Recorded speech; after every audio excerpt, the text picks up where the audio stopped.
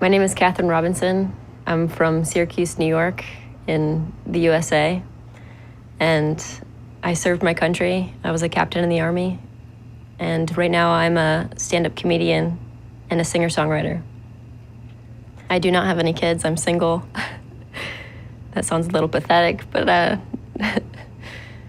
no, I live in Los Angeles currently, and I'm pursuing my dreams. When I was signing the paper for the Army, and I knew I was gonna deploy inevitably. It was definitely gonna happen. And I remember I was about to sign, and my hands started shaking, and I couldn't get the pen down on the paper. And I remember thinking to myself, like, oh my gosh, I'm signing my life away. You know, is this worth it? I mean, I could die. You know, is all of this worth it? And I even joked to the woman helping with my contract, and I said, it feels like I'm signing my life away. And she said, you are. So that realization, it absolutely became real. And all of a sudden, when she said that, and even though I was joking and she was being very serious, it felt right. And it was very easy for me to sign my name on that contract. Because I just knew it was right. I knew my reasons for joining were really selfless. They really were. It wasn't for me. It was for the guys and girls, the men and women in arms, you know, all of the allies, and being able to help in some way. And I thought truly, I really truly deeply thought that I could make a difference. I really truly deeply thought there's a reason for me doing this, and I'm gonna bring home these men and women safely. Unless you've been there, unless you've experienced it, then you have no idea.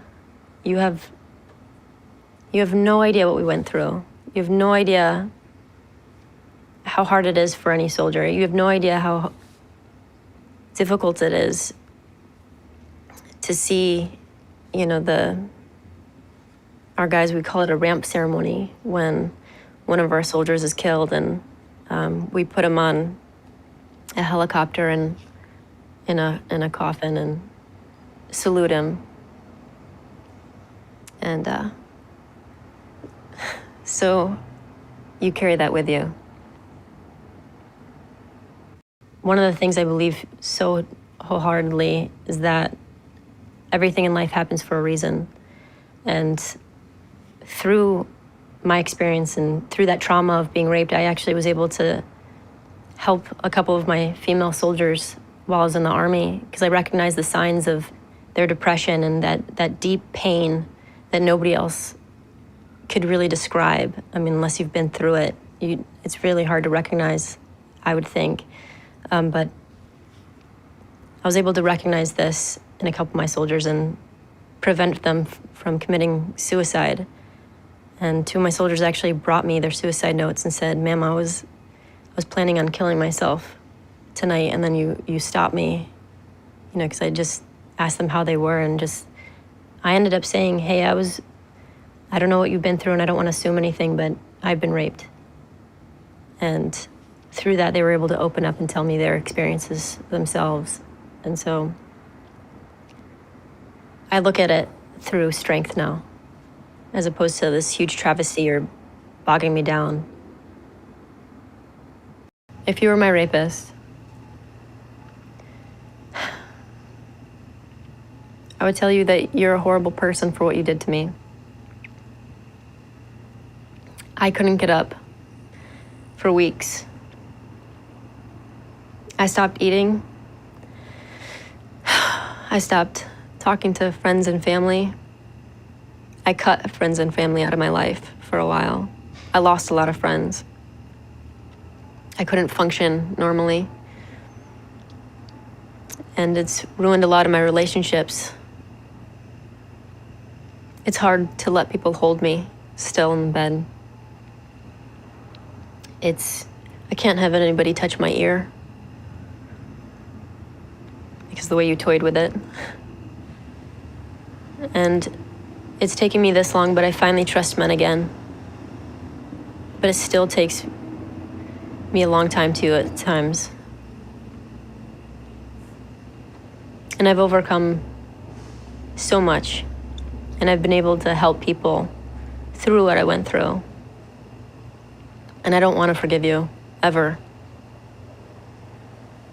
But truly, if you really understand, if you think that you can at least somewhat, on some level, feel guilty,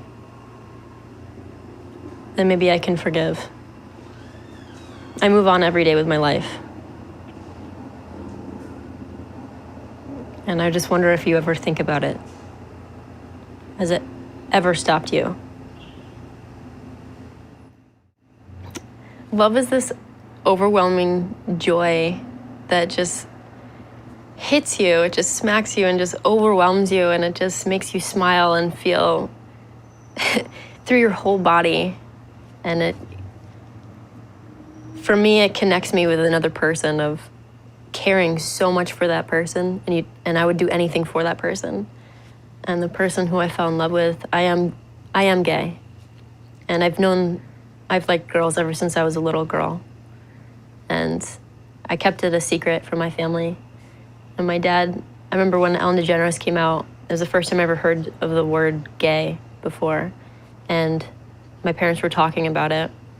And I asked my dad, "Dad, what is gay?" And he goes, "It's a girl who likes another girl and they're going to hell." And so I said, okay. And I walked straight up to my room, closed the door very quietly, and then I bawled my eyes out into my pillow. And I prayed to God every day to please let me like boys. Please make me straight, because I knew I liked girls. And so I tried pretending I liked boys and stuff, but I never did. And then I met, to me, the love of my life. And her name was Jen. And gosh, it was just like my world changed.